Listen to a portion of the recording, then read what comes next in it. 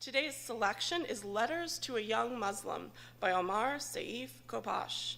The book was a New York Times editor's pick, one of Time's most anticipated books of 2017, and a Chicago Review of Books best book to read in January 2017. Kopash, ambassador of the UAE to Russia, offers a series of personal and insightful letters to his own sons, exploring what it means to be a Muslim in the 21st century, and he provides a unique understanding of everyday struggles Muslims face worldwide. Our reviewer is Iman Abid, Genesee Valley Office Chapter Director of the New York Civil Liberties Union. She works on issues from criminal justice reform to education reform. In 2017, she was chosen as a City and State Rising Star recipient, and she writes for MuslimGirl.com. Abid holds a BS in political science from RIT. Please join me in welcoming Iman Abid.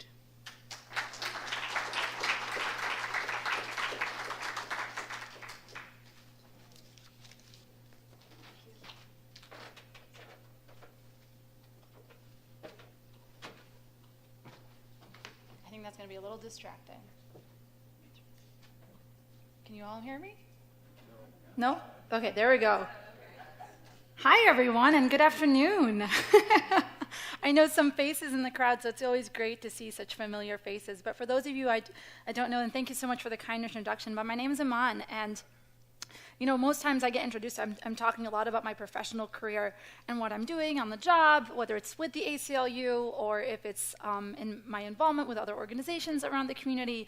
But I think today is special to me because I get the opportunity to speak a little bit more about my personal life. And this book, Letters to a Young Muslim, is exactly what I'm going to explain to you my life is all about. So you see, I'm a 25-year-old Muslim girl. I was born here in Rochester, New York. My parents weren't. You know, my parents were Palestinian, born in the Middle East, came here when they were about 14 or 15. My dad, that is. My mother didn't get here until she was 29. And I got the opportunity to hear from them as to what life was like as a Muslim in the Middle East. And I'm sure if many of you have heard about cultural differences and whatnot, how different of a lifestyle could be for a woman that's being raised to the age of 29 in the Middle East compared to a woman who's 25, raised in somewhere like the West, somewhere like Rochester, New York. We're talking about the different experiences. We're talking about the different morals and principles that are set for us in our lives, the difficulties that we have to face, whether it's through culture, whether it's through what the West kind of says democracy should be, what a woman should be, what a woman shouldn't be. We're talking a lot about our difficulties. We're talking about what our faith means to us. That's actually a question that we as Muslims, and I can't necessarily speak to every single Muslim, and I do represent one of the largest followers and the largest sects of the Muslim faith. I cannot speak entirely to the faith itself, but it's an incredibly difficult question to answer. What this book did for me was it actually helped accentuate everything that I ever started to doubt in my entire life.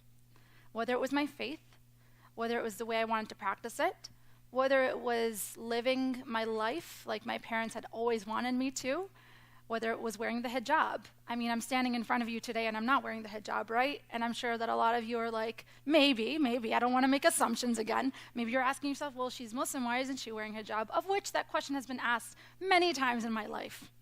More so in the Middle East than it has here.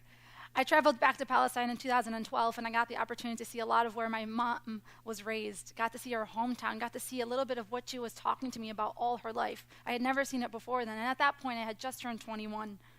And so at 21 years old, here I am finally getting the perspective of my mom's homeland. I got the chance to literally see her home. I got the chance to see her family. I got the chance to see the environment she was raised in. And my God, it was totally different than mine. You see, my mom grew up in a very impoverished neighborhood. Her family only could make ends meet. Her father died when she was only 20. She quit school at that point. I'm sorry, no, she was much younger. I'm confusing the siblings. Her father died when she was about 15. So she quit school, didn't finish, didn't get her high school diploma, still doesn't have it to this day. Ended up having to quit to make ends meet in the house. She was then, at that point, the middle child, and she was very, very devoted to her family. always sacrificing to her family, always giving everything she could, and I mean everything. The dollar she would have in her pocket, she would give to her family. And so at that point, she was working multiple jobs, working as someone who was sewing. If you've ever seen the traditional garb that Middle Easterners wear, she would make those. And at something much lower than what minimum wage is today. No, minimum wage doesn't exist in the Middle East, just as an FYI. And then there's also the job she had at some clothing store, getting the opportunity to, be a working woman, which wasn't very common when she was. She was very much surrounded by men. I mean, she was lucky to be working in a women's clothing store at the time. Ended up having to leave just due to the, no sort of system around things like if a woman were to get sexually harassed at work, nothing existed to help her in that situation. So she did get sexually harassed at her job and ended up having to leave, which then caused even more troubles for her family. At this point, one of her younger brothers was only still in middle school and then also quit his job. He then, too, had to also sacrifice for his family. I mean, he was definitely more devout to his education than my mother was. My mom kind of just said, I can just devote my entire life to the rest of my family. He actually ended up going back and finishing his high school diploma. My dad, in between all that time that he was raised in the Middle East, ended up coming to America alongside my grandfather. They moved from Virginia to New York City, and then into Rochester, where my grandfather was a manager for Coca-Cola. They grew up in Irondequoit. They got the opportunity to kind of see more of the West. And that was when my father decided that he wanted to get married and move and have a family in America. He wasn't so fortunate. He didn't meet any great women here. So what ended up happening is he moved back to the Middle East for about 5 years. In the meantime, he met my mother. And so you see, actually, if you've ever seen what Palestine looks like, of course, the wall exists between Palestine and Old Jerusalem and New Jerusalem and whatever it is you want to consider it. And so my parents were actually born on opposite sides of the wall. And so politics has always been a huge thing of my life, if you think about it. They never talk politics, but it has been. I mean, I think about it almost every day. I used to work in politics. That, too, has also been a big part of my life. And so they ended up meeting, luckily, and created me and 4 other young girls. And so there's 5 young women in my family, all of us who are trying to achieve to become doctors, political advocates, scientists, whatever you want to. We're all on these different parts of the spectrum as far as to what you would want a young woman to be.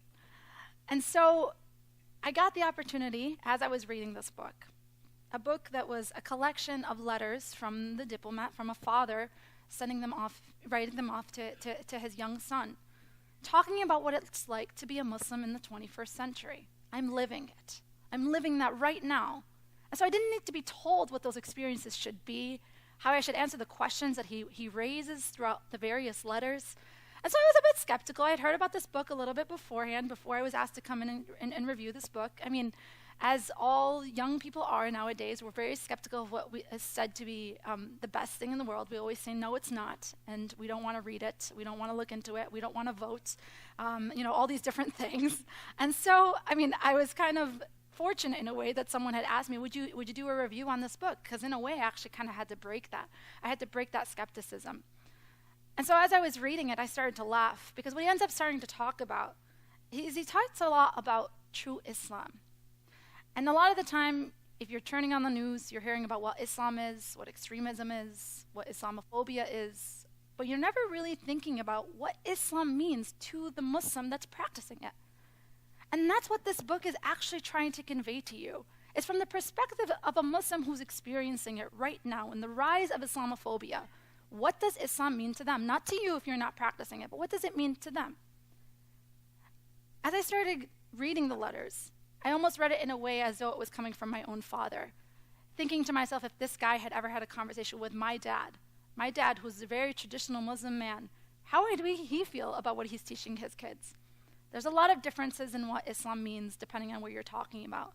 And here you are talking about a man who's from the Emiratis, grew up in a very wealthy class, gets the opportunity to speak on a much different perspective than what my family got the chance to see.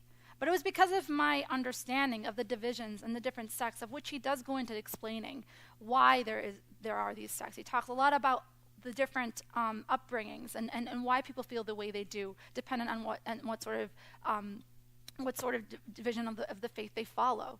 Of course, he follows the majority, the majority sect, and I do too. So he is a Sunni and I am a Sunni, and I'm sure you guys have heard of Sunnis and Shias. And so he talks a lot about the political conflict versus the personal conflict. Talks a lot about how the politics merges into your own personal lives, and how in some ways it's almost inevitable. How in some ways there's no way you can get around it. Every day I walk out, I was born into a Muslim family. I was told that I was going to be a Muslim and that's what I was going to practice. And so I did. Of course, I went to school. I went to Quranic school, so reading the Quran, learning the verses of the Quran. As a young woman, you actually weren't encouraged to recite the Quran unless it was to yourself. And so as I was here, I actually went to, if many of you don't know, but there's in the Islamic Center of Rochester, there's actually in the town of Brighton. That's where I attended Quranic school.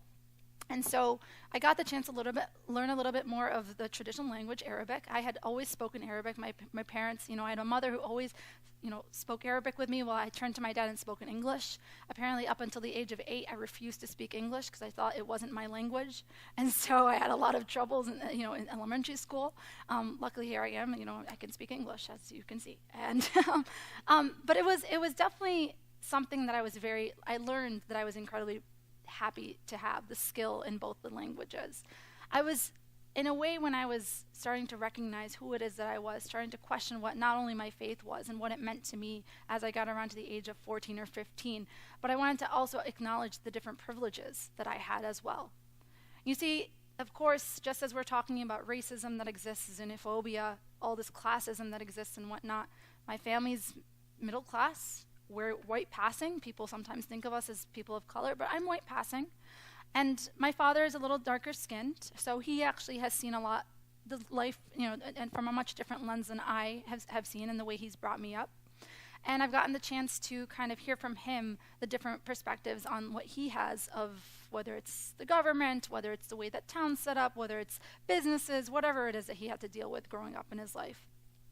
And I also got to see from my mother's side, as an immigrant, she actually didn't get her citizenship until about, I think it was 2007. So I was still in high school, and I will say that it was an incredibly rewarding experience to see my mother, who would come into the country not knowing a single bit of English, learn her way into getting passing the test on her first try. And so that was really, really cool seeing that and getting the opportunity to get that perspective from my own mom. And asking myself too, why? Why are you fighting for this? Of course, it's a lot easier to be an American citizen, as you sure all know, compared to being an immigrant on a green card. That was always a struggle growing up as well, getting the chance to see that and the struggles of all of that and what's going on right now currently with the immigration reform work that's being done either at a community, at the local level or at the federal level has been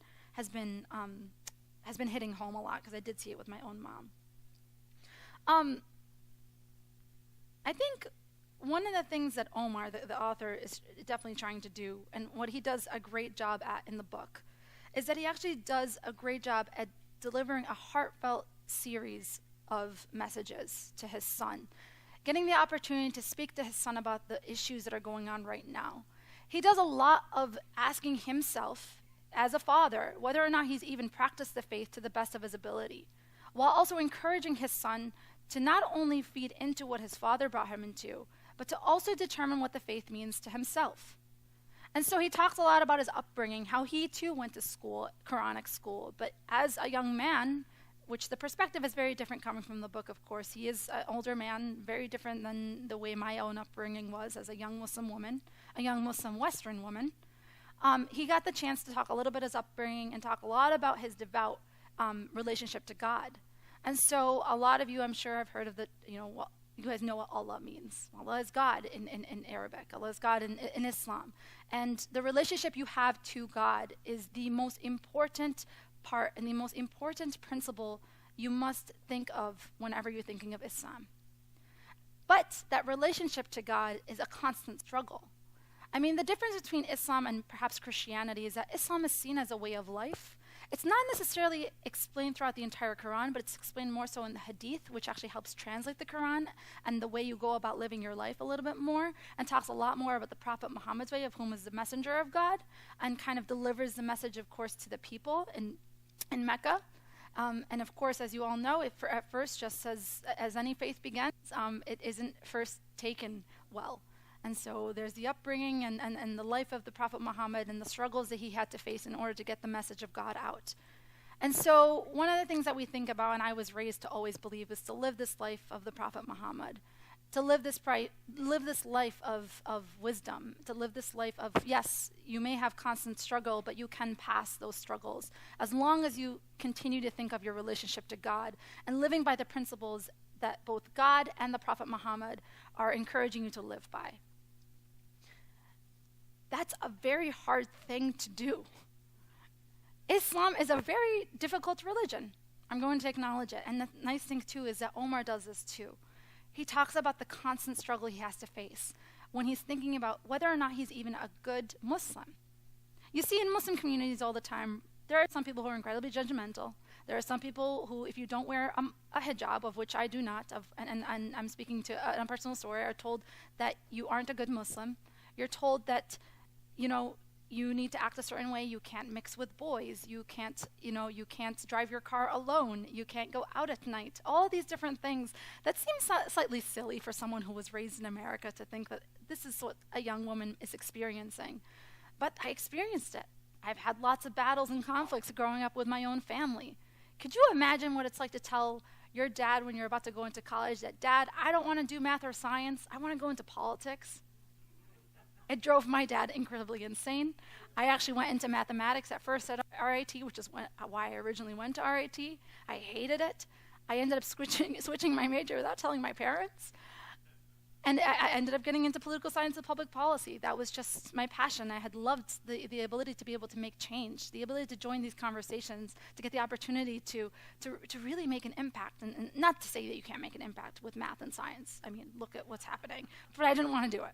And so, eventually my dad started seeing that I was incredibly passionate about this, and his ways changed. It's actually kind of funny because I'm actually the first person in our family to go to college. Neither one of my parents went to college, which was incredibly interesting to me, seeing that my parents had encouraged us repeatedly while I was in high school to get into college, that I had to get into college. There was no gap year, nothing. And being the oldest of 5, you have to set the precedent for those younger girls in the family. And so I always believed I had to go to college. I don't regret it. I'm glad that I did. I do regret the debt, but I don't regret going to college. I don't regret the experiences.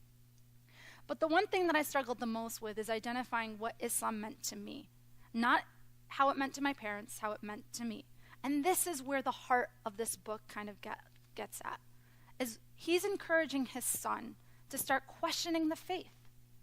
When you're talking about questioning your own faith, especially questioning Islam, depending on how strict a regime may be in the country that you've been raised in, whether you're talking about the family you're brought up in and how traditional they may be, questioning doesn't exist. Questioning doesn't exist in some of the mosques that you may go to every single Friday for prayer. Questioning was almost seen as, oh my goodness, you're an atheist. But that's not what questioning meant to me. That's not what questioning means to Omar in the book. What questioning means to him is that you test yourself and you're testing your relationship to God while also being able to identify specifically why it is you want to practice Islam, what Islam means to you. And so that was incredibly encouraging to me to see that someone, not from the West, was actually also experiencing these things. And not from this generation either. He had wished that he actually didn't necessarily have to go to Quranic school all his life. I mean, and he goes into explaining how he actually took, he took himself out of school alongside his brother. They both left school because they just felt it wasn't their place. He felt that he was too overwhelmed by the emotions of what it meant to be an incredibly religious person. There was one expert where he starts talking about how he himself was trying to recite a lot of the verses in the Quran, and I thought it was interesting to me because I'm not sure, has anyone ever heard the call to prayer or any verses in Quran? That's great. So, as you know, it's not recited in song, it's not recited in lyric, it's recited in a very particular way. And there's one of the short essays that he has in the book. He explains a lot about how he couldn't recite it as well as the young man next to him was. And a lot of it has to do with, him questioning his own faith. And he started talking about how he would go home, and in order to try to feel that relationship with God that he felt like he was distant, that he felt he wasn't experiencing as well as the other young man was, of which reciting the Quran has nothing to do with exactly what your relationship is, but he thought that it did. He goes in and says that he would invest hours of listening to tapes of people reciting Quran. And he would listen to people who were crying while they were reciting the Quran, and asking himself much later on, why did he do that to himself? And it's this form of deep regret that you constantly live with your whole life. And he goes into talking about the emotions of when you feel like perhaps you're not living the faith as well as you should be. You go into this deep sense of regret and repentance. And Islam is all about repenting to God, that if you feel you are kind of not going down the right path, if in any way you feel like you are distant from God, then you turn to God, that God is all forgiving and all merciful. When you're practicing that almost every single day, and as you all probably already know, that there are 5 prayers in one day, so you can't leave it as long as you're doing those 5 prayers in that day. And the point of it is to never forget what the faith is trying to tell you. And it's all about this deep self-reflection, this deep understanding of who it is that you are and what this faith means to you. What does God mean to you? What does the Prophet Muhammad mean to you? And as you're reciting these verses back to yourself in order to do the prayer properly, you have to think about what it is that you're saying.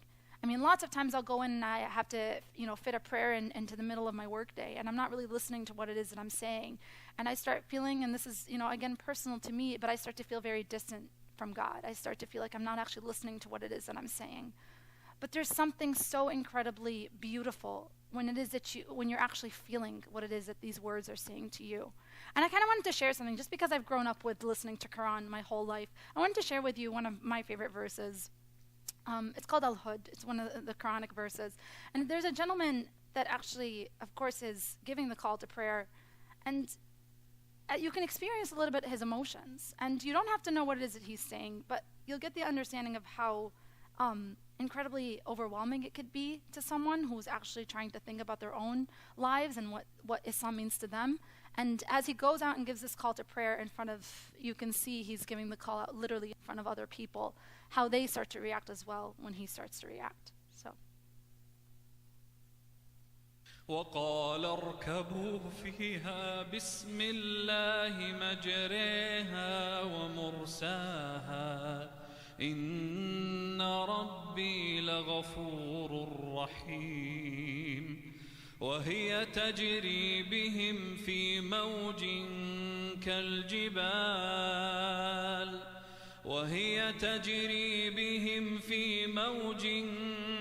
كالجبال ونادى نوح ابنه وكان في معزل يا بني اركب معنا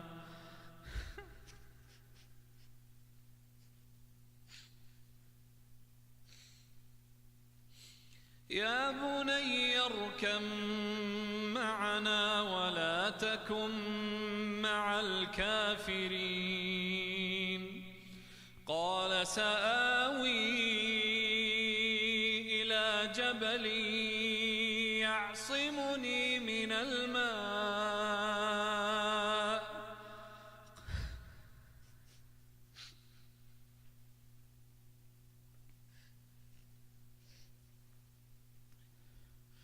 قال لا عاصم اليوم من أمر الله إلا من رحم وحال بينهما الموج فكان من المغرقين وقيل. He's talking a lot about this verse is entirely about God. It's about how God, even though you may commit many mistakes in your life, you can still turn to God and ask for forgiveness.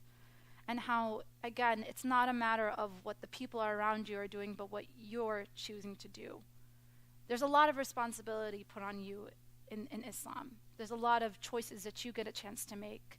Sometimes there's confusion as to whether or not, when you turn to God, God will give you the answers.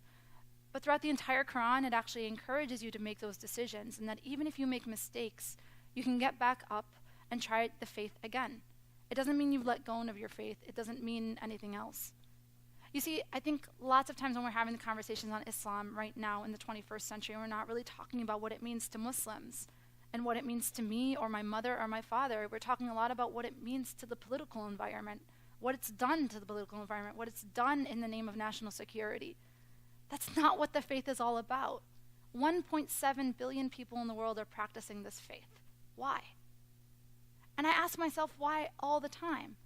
It doesn't mean that I'm not condemning the actions ISIS. It doesn't mean that I'm not condemning the actions of other terrorist organizations. For goodness sake, there were terrorist organizations that, stampeded into the homes of my family, arrested my uncles for no reason at all, besides false accusations, put them in jail, tortured them, got them back out, and here they are fighting again for their lives, repeatedly afraid of the regime around them, repeatedly afraid of the invasions that exist, the inconsistency of it. It affects us too. Those of us practicing, it affects us too. So I think there's a lot of, excuse me, I can get very passionate. I think there's a lot of, emotion in the book entirely. And if you're interested in looking into what it's like from the perspective of a young Muslim person, and I highly encourage it because it's exactly my own story, all the different struggles that he goes through discussing, all the encouragement that he gives to his son to get involved in conversations like this one, getting up on stage. He literally says in the last essay, I want you to get up on stage and to get involved in these conversations. And you know what I said to myself as soon as they finished it? It's funny. I'm doing that exactly as I read this book. That's exactly what I'm about to do. And so in a way, I kind of felt satisfied. I felt like maybe I was in the right place doing the right thing. A lot of the time, I don't think so. A lot of the time, I feel like I'm not being heard, or perhaps I'm not being understood, and I'm not the best at public speaking.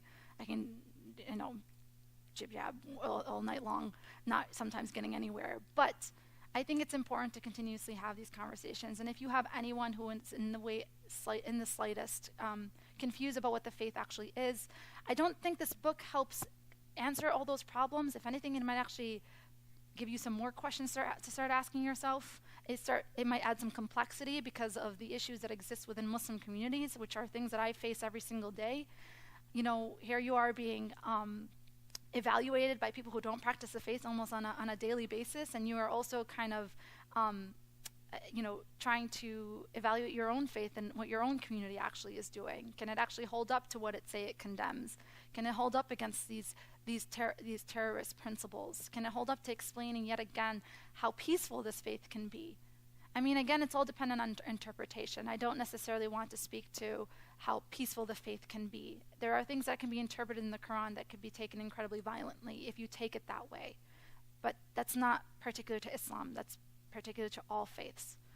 I think right now with the height of things and the way they're going, we're focused in on Islam and we forget that there's an emotional level to it, and there's an emotional struggle and a personal struggle to it as well. This is not easy, and to have politics added into living your own life is really, really annoying. And so, I think, again, definitely try to read this book if you can. If you're, you should totally check out Muslim Girl, not because I write for them, but I think it's also because it's actually a platform for young Muslim women to get a chance to share their own voices, which is something that they sometimes don't feel like they can do in their own Muslim community. So these new platforms are popping up in the new administration and whatnot to get a chance to share your voice. So that's everything, I think. Thank you.